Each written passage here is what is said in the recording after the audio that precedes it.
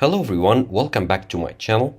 In this video, we are going to dive into the world of travel tech with a review of the Maya mobile eSIM. Now, is it the best travel eSIM? Let's find out. First of all, a couple of notes. You may need to make sure first that your mobile phone supports eSIM. Now, most of the modern mobile phone do. However, to make sure, just go to Help here. And under Help, see eSIM compatible phones.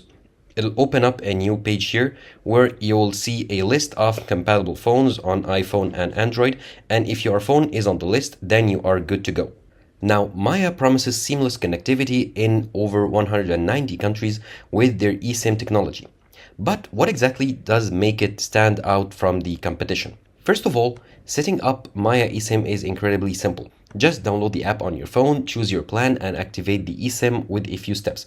No more fumbling with physical SIM cards or worrying about losing them during your travel. So that's what makes Maya eSIM or eSIM in general a great idea if you are traveling, to not have to go through the hassle of swapping physical SIMs. Now, the connection is consistent in Maya eSIM through many countries.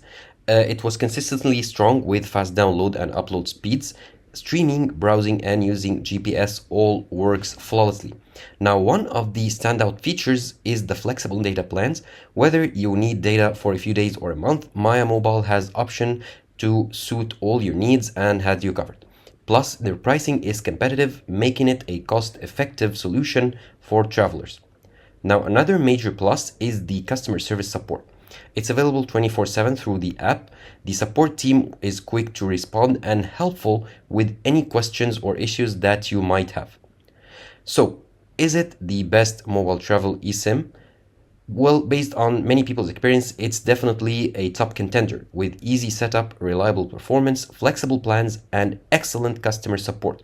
So it is a great choice for you to stay connected while you are traveling.